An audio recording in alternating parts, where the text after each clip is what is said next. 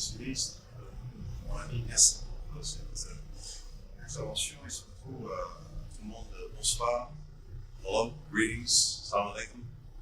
It is wonderful for me to be back in Niger. As the minister said, it hasn't happened. I'm the first American Secretary of State to be here in that capacity. But I was here in my previous job as Deputy Secretary of State in 2015. And I'm so appreciative of the incredibly warm welcome that we've had today. We have, Niger and the United States, a deep but also growing bond.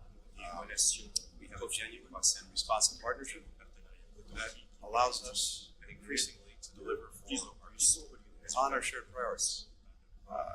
I saw already back in 2015 the strength of that partnership, and I'm honored to return today to see it moving forward in very significant ways. As President Bazoum said, Niger is a young democracy in a challenging part of the world, but it remains true to the democratic values that we share. And Niger has been quick to defend democratic values under threat in neighboring countries. Niger's leaders have distinguished themselves in the face of other pressing challenges, from violent extremism to the climate crisis. In each case, Niger has prioritized inclusion, community engagement, pragmatic solutions. The United States is committed to a close partnership that we forged together and to make it even closer. We deeply appreciated the very thoughtful, deeply experienced views that President Bazoum brought on the questions of peace, security, and governance at the U.S. African Leaders Summit last December. And in many ways, that conversation was a starting point for the discussions that we've had here today in Niamey. Today, I announced nearly $150 million in new humanitarian assistance to help meet needs in West and Central Africa and the Sahel created by regional instability. That assistance will support the provision of shelter, essential health care, emergency food, safe drinking water, sanitation, hygiene services, and will also support vulnerable refugees and asylum seekers evacuated to Niger.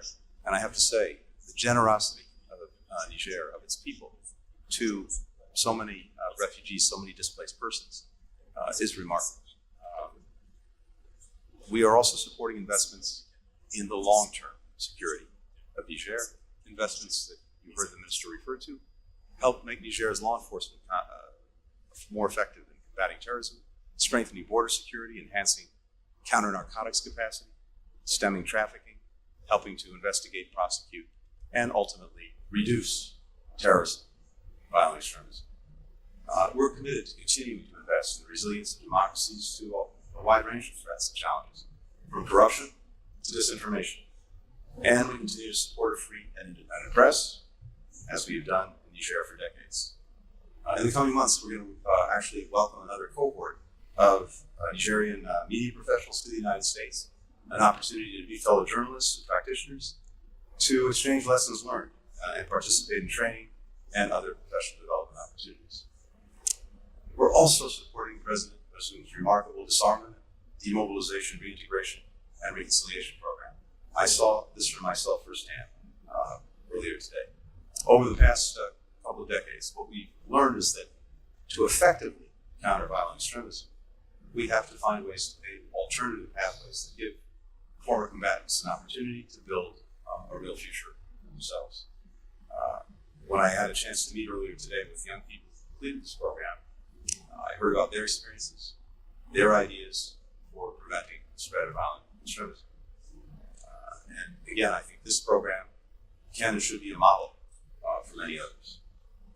Today, the President, the Foreign Minister, and I also talked about another threat to peace and prosperity, and that is the global food crisis.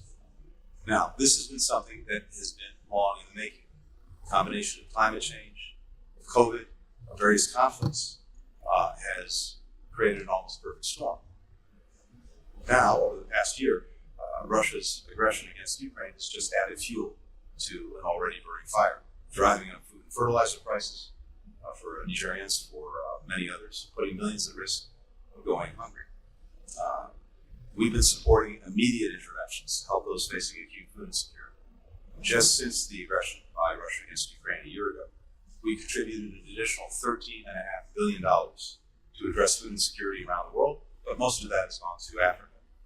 We're by far the largest donor to the World Food Program as well, and other international mechanisms that are helping to deal with food insecurity. We're also supporting something called the Black Sea Grain Initiative, which has brought Ukrainian grain to countries across Africa and lowered prices worldwide. Now, keep in mind, this initiative never should have been necessary in the first place, but one of the results of Russia's aggression against Ukraine was to block Ukrainian ports and prevent Ukraine from exporting grain and other food products to the world, which it's done for years. Thanks to very good work done by the United Nations, by Turkey, an agreement was reached to create this corridor to allow Ukraine's grain to reach world markets. Over 4 million metric tons of wheat have gone directly to developing countries as a result of this initiative. That's the equivalent of 8 billion loaves of bread. So millions of people around the world, and especially here in Africa, rely on this initiative to help deal with food insecurity. It's imperative that it continue, and it's imperative that Russia allow it to continue. Beyond emergency aid, though, and this is maybe just as important, if not more important, we are working together to make long-term investments in African food production capacity and resilience. Because ultimately, the goal that we all share is for African countries to be able to produce on their own the food that their people need, and for that matter, be able to export it not just in the region that they happen to be in or on the continent, but even to other places in the world. One way that we're doing that here in Niger is through the Millennium Challenge Corporation's compacts that you've heard the minister discuss. They simultaneously address a couple of the really big constraints to economic growth: lack of access to water and institutional barriers to trade. One of the compacts, $442 million, is strengthening irrigation infrastructure, climate resilient production, and market access for agricultural products. And it's having a major impact in a country where 4 out of 5 people are employed in the agricultural sector. By the end of April, we will have established 300 kilometers of roads, built vast irrigation networks, improved more than 1,000 kilometers of livestock corridors, provided literacy training to more than 5,000 people. In 2021, just a couple of years ago, a project that was funded by the Millennium Challenge Corporation using satellite technology discovered 5 aquifers containing over 600 billion cubic meters of accessible water. That has the potential to benefit millions of people here in Niger. We're also supporting Niger's regional integration and its broader economic development. At the U.S. Africa Leaders Summit last year, I joined President Bazoum and the President of Benin, President Talon, in signing another MCC compact that will bring the two countries together to have a regional transportation program that will facilitate trade between the two of them and facilitate the export beyond those countries of food products.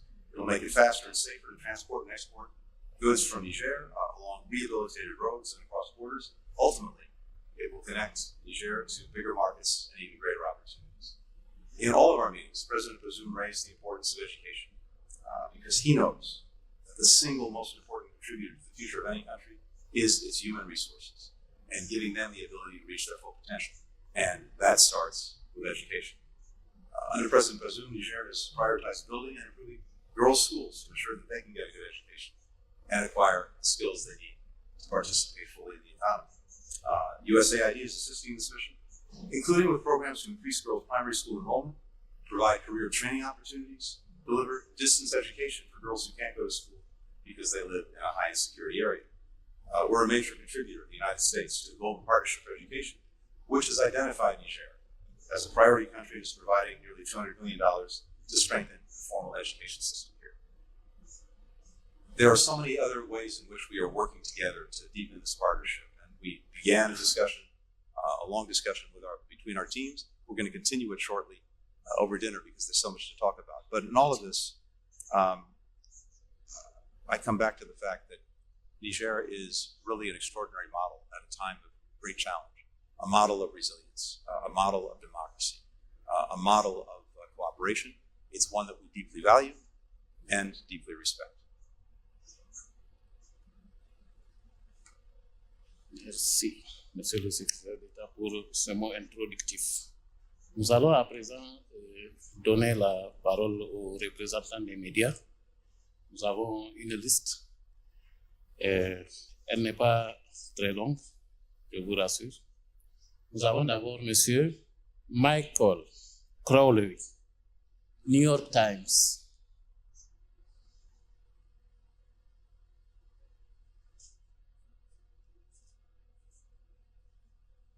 Allez-y.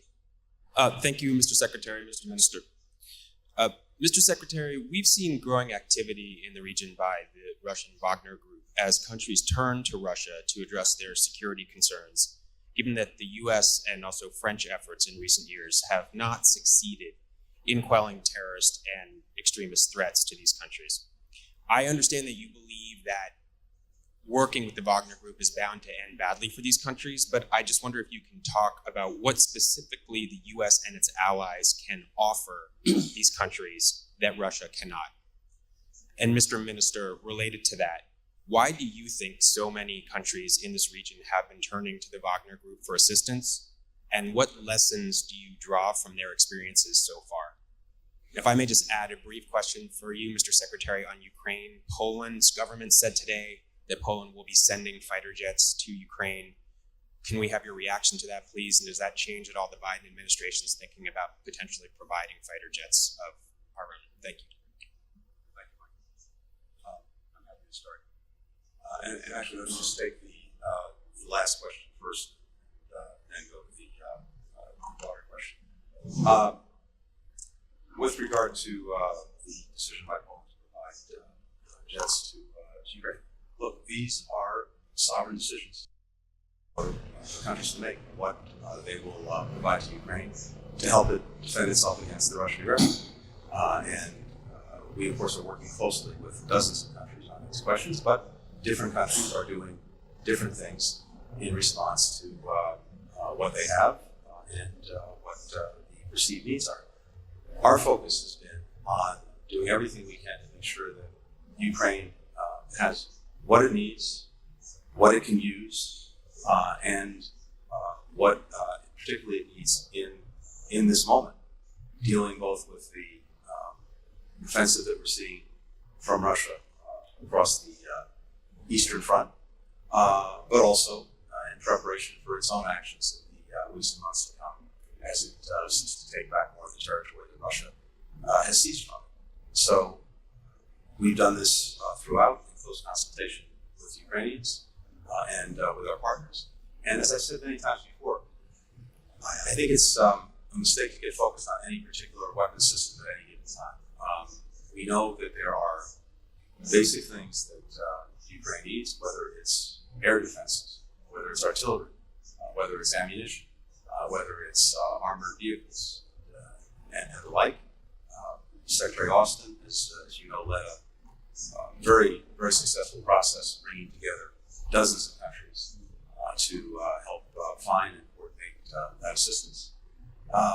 And at the same time, as I've again said before, what's very important to us in our focus is not only making sure that the Ukrainians have the right weapon system, but again, they can use it. So depending on the system, that might require significant training, that they have the ability to maintain it.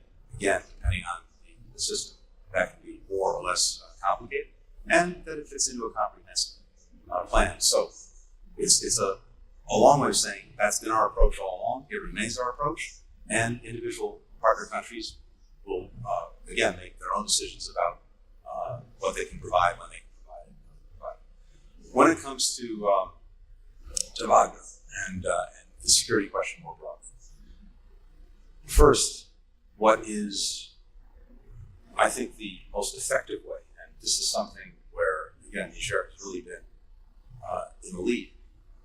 We know that dealing with insecurity, yes, requires taking steps on the security side of the equation, military side of the equation. That's necessary, but it's not sufficient. And the focus that we're bringing to bear, that Niger is bringing to bear, that other countries are bringing to bear that care about insecurity here because of the potential that it has to spread even well beyond the region and beyond the continent, is a comprehensive approach, one that's focused not just on the security steps that we're taking, but on good governance, on development, on creating opportunity, on being responsive to the needs of the people. And I think that is exactly the difference maker. Not at all what Wagner or any other groups of this like have to offer.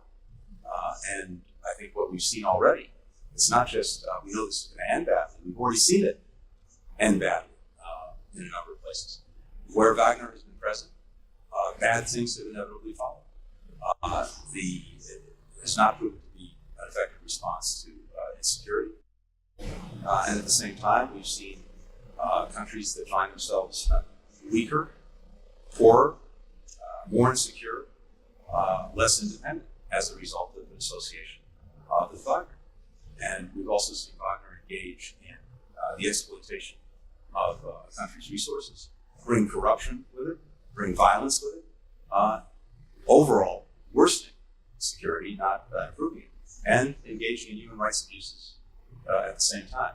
So this is not a recipe for success that I think anyone should be looking to. But yes, it is incumbent upon us to demonstrate through this much more comprehensive approach that we're taking to insecurity that we can actually deliver results. That was a big part of our conversation with President Bazoum earlier today, which again, I'm sure will continue over dinner.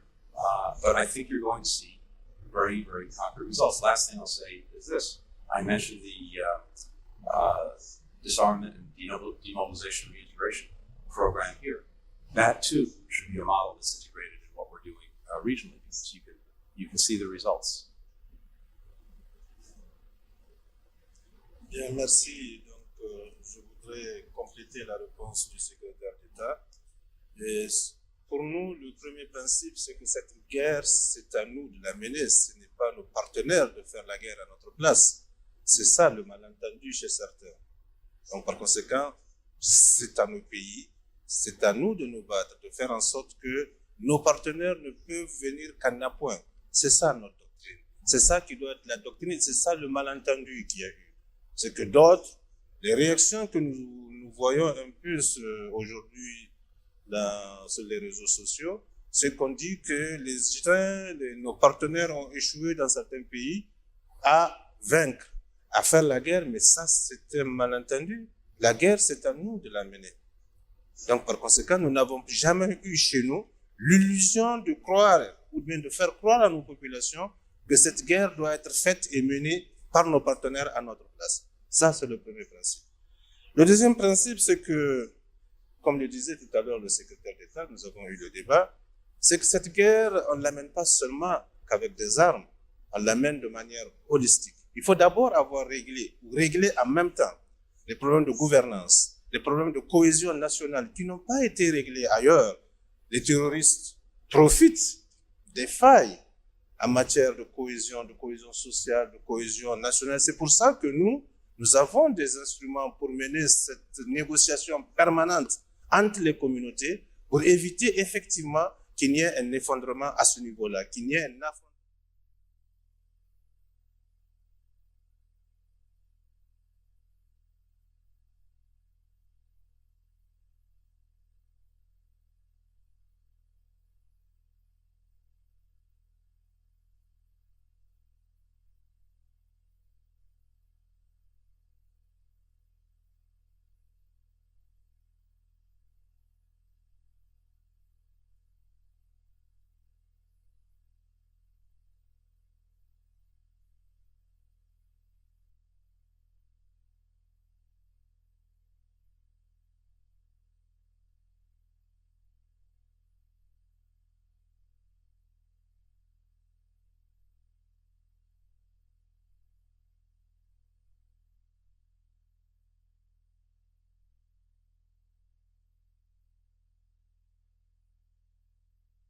Compagnie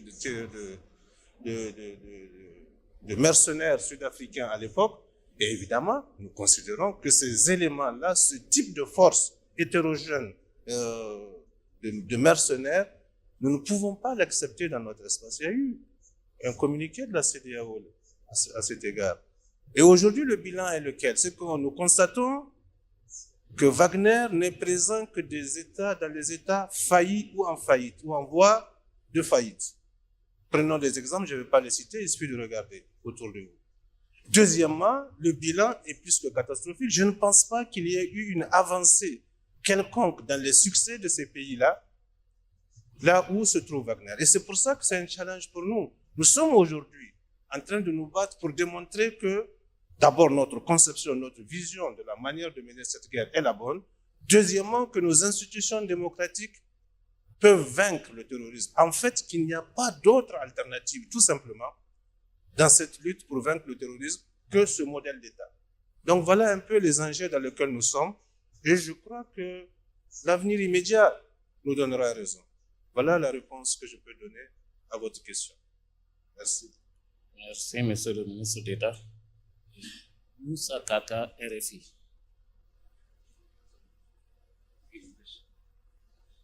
Bonsoir, Excellence. Ma question va aux deux ministres, s'il vous plaît. La réponse en français vraiment nous agréerait de Monsieur le secrétaire d'État américain. Alors, ma première question, c'est sécuritaire. Vous avez beaucoup fait pour le Niger. L'armée nigérienne vous le reconnaît. Quand est-ce que les États-Unis seront-ils prêts à financer des opérations militaires sur nos frontières contre les djihadistes? Ma deuxième question, elle est politique, mais à l'extérieur. Qu'est-ce que les États-Unis vont faire pour ramener la démocratie chez nos voisins, au Burkina Faso et au Mali? Qu'est-ce que vous êtes prêts?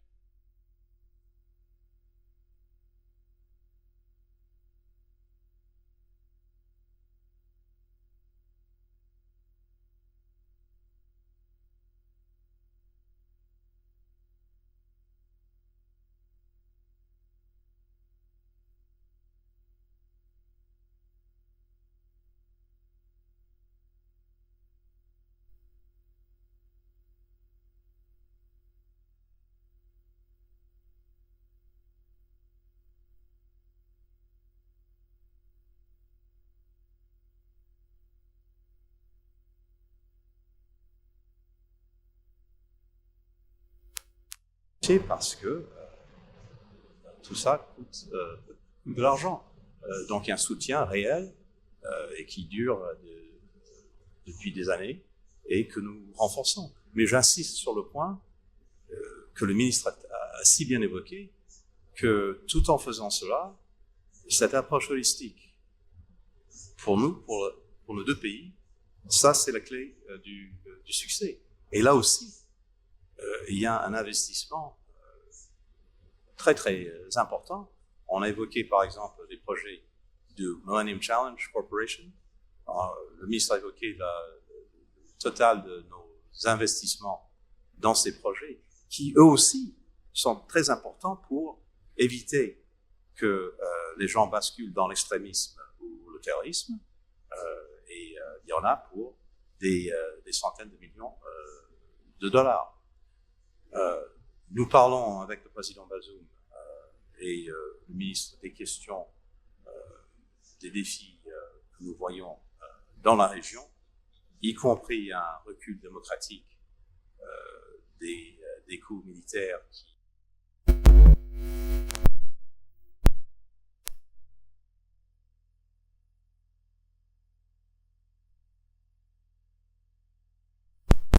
ce soir.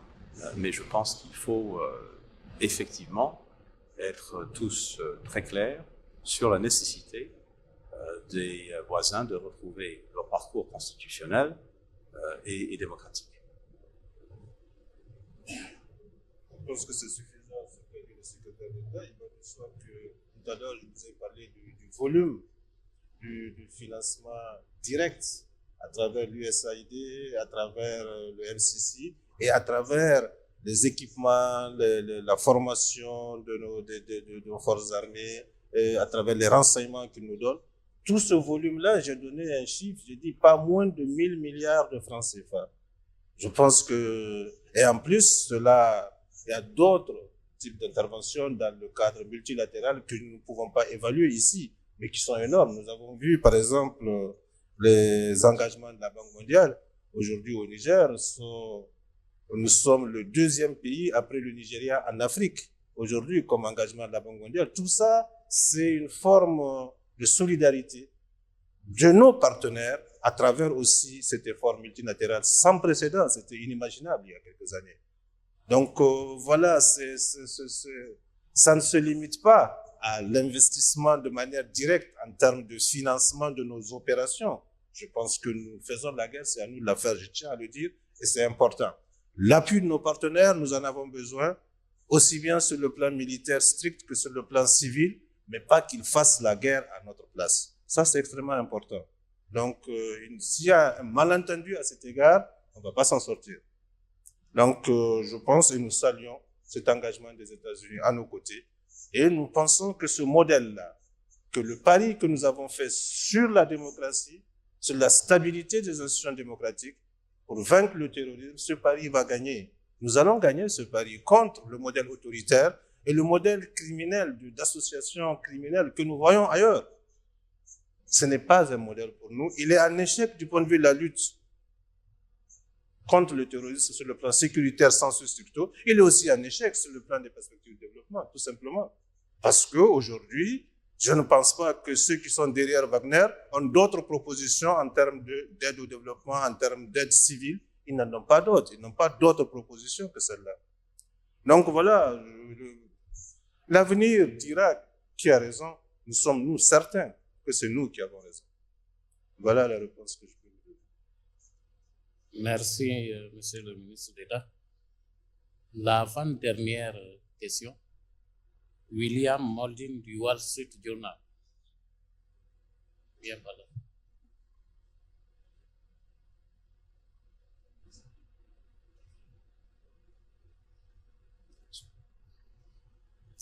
Thank you very much. I wanted to follow up, first of all, on the RFE question, Mr. Foreign Minister, specifically about Burkina Faso. If you could help some of us who aren't from the region understand what's going on there in terms of that country and the Wagner Group. And do you think the U.S. should remain active in Burkina Faso despite the military coups? Maybe Mr. Secretary wants to answer that too. But specifically for you, Secretary Blinken, I wanted to ask a little bit if you could, I mean, you were here, if I understand, as Deputy Secretary of State before.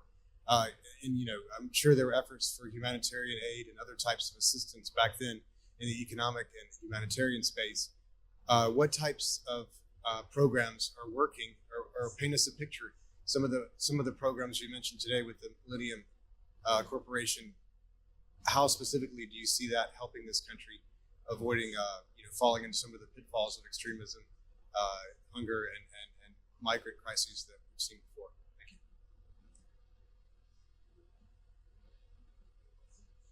En ce qui concerne le Burkina Faso, je constate simplement qu'il y a eu 2 coups d'État successifs. Au niveau de la CEDEAO, nous avons un médiateur qui a eu un accord pour le moment avec ses autorités militaires pour cheminer vers le retour à une vie constitutionnelle normale, à des élections dans une échéance de 24 mois qui court aujourd'hui. Donc, pour le moment, nous sommes dans le cadre de ce schéma-là.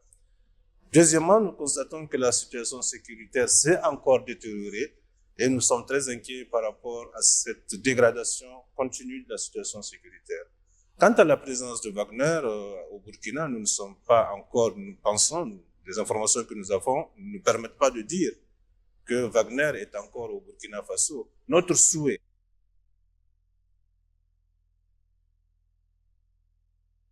deuxièmement, qu'ils ne poursuivent pas cette trajectoire vers cette organisation que nous qualifions de criminelle, de mercenaires, que la CEDEAO a déjà condamnée. Nous ne voulons pas que cette trajectoire-là dans laquelle il semble aller se conclue. Nous souhaitons qu'ils se ressaisissent pour réintégrer la communauté régionale et que nous puissions, avec eux, aller vers la sortie du processus de transition et coopérer ensemble pour lutter ensemble contre le terrorisme. Voilà notre vœu, mais évidemment, ça ne dépend pas que de nous, ça dépend d'eux aussi. Mais voilà nos souhaits. Well, just to come back to something I said, forgive me for repeating myself, but it does go directly to your question, and I think it's important. So, we have these big projects, including Millennium Challenge Corporation projects that people hear about, and we talk about the very large sums of money that are involved in these projects. But what I've seen, and the difference that I've seen between when I was last year in 2015 and now, is the concrete results that these projects that we're doing together are actually delivering, and concrete results that are having a direct impact on improving people's lives, creating opportunity, and creating a strong future. I mentioned this just a few minutes ago in my opening statement. By the end of April, we will have rehabilitated through the Millennium Challenge Corporation projects and other things that we're doing 300 kilometers of Nigerian roads. We will have built a vast irrigation network, which for, again, a country that is 70 or 80% in the agricultural sector, may be the most important foundational thing. We will have improved more than 1,000 kilometers of livestock corridors, just to cite a few things.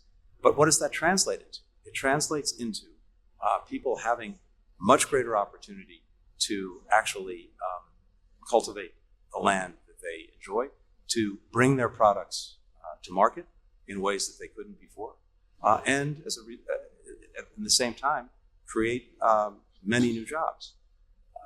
Beyond that, through AID and other partners, we're doing things like providing literacy training to thousands of people. That, again, enables them to participate much more effectively in the economy.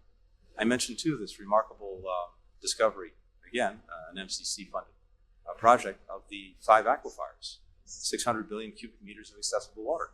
The impact that that's going to have as that water is actually brought to use on the agricultural system here, on productivity, and on sustainability, I think will be dramatic. And again, that translates into livelihoods for people. It translates into opportunity. It translates for everyone into lower food prices.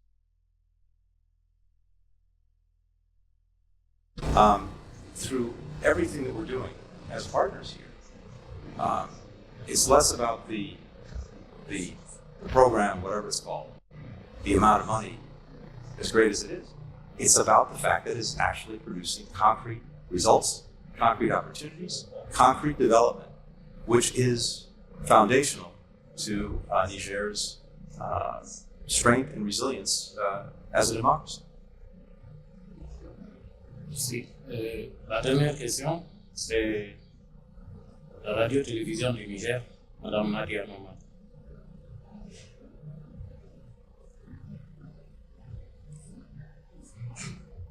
Bonsoir, ma question s'adresse à M. Blinken. À l'heure actuelle, compte tenu de l'évolution de la guerre en Ukraine et de l'impact de cette guerre sur le monde, est-ce que les États-Unis vont laisser couler ou jouer la carte de la diplomatie? Merci.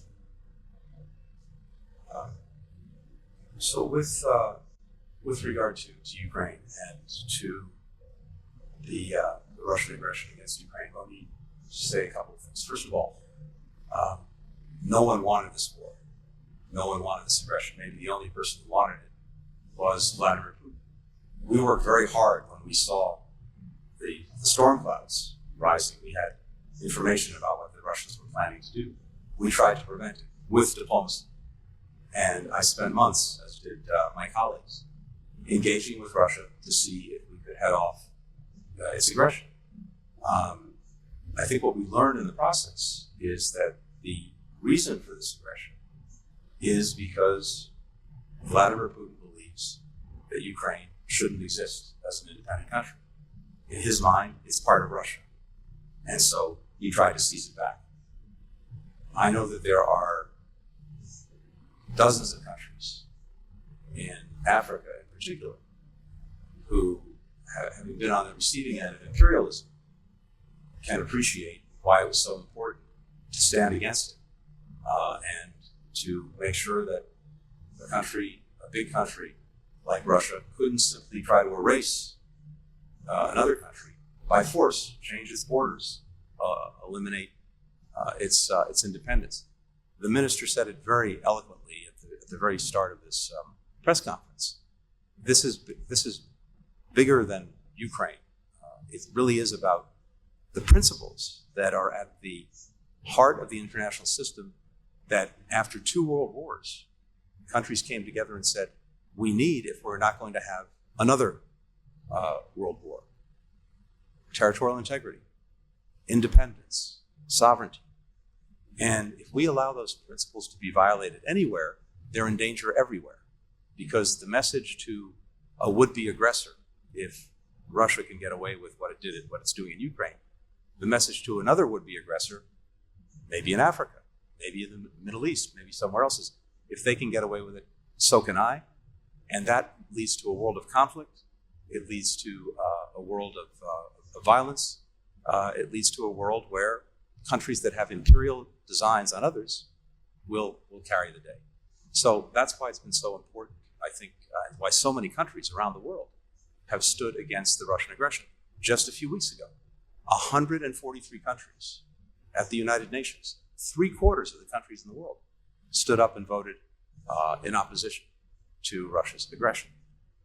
At the same time, as we've already talked about, we've seen the terrible consequences that this aggression has had, not just for people in Ukraine, but for people around the world, because of the impact it's had, for example, on food insecurity.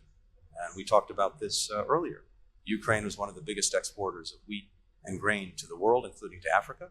Russia's invasion stopped that and was blocking Ukraine from exporting its wheat and grain, including to Africa. Fortunately, we were able to get an agreement to allow Ukrainian grain and wheat to get out of Ukraine. And when I was in Ethiopia just yesterday, I saw the large bags of wheat and grain from Ukraine in Ethiopia. Now, the people who, more than anyone else, want this war to be over as soon as possible are the Ukrainian people who are on the receiving end every day of bombs, of violence, of destruction. And like many other countries around the world, we would like to see the same thing. But there has to be a just and durable peace. Just in the sense that it reflects the principles of the United Nations Charter, because if it's a peace that allows Russia to keep all the territory it seized by force, that's not justice. And durable in the sense that no one wants to see Russia repeat this a year or 2 or 3 years later. So with those principles in mind, every day we are looking for ways to see if we can bring the war to an end. I see no evidence that right now Russia is interested in a diplomatic resolution, a negotiation that would end this war. And so the quickest way to end it is to continue to support Ukraine so that it is strong on the battlefield, and the battlefield is its own country, so that hopefully at some point Mr. Putin recognizes the reality that this has to stop, that he's not going to succeed, and he's prepared for diplomacy and for a negotiation. When that day comes, we'll be the first to engage to try to end things. But as I said, in this moment at least, I don't see any evidence of that. Nous sommes à la fin de cet exercice. Donc, Excellence, Monsieur le ministre d'État, Monsieur le secrétaire d'État, merci d'avoir répondu aux questions des journalistes. Merci beaucoup.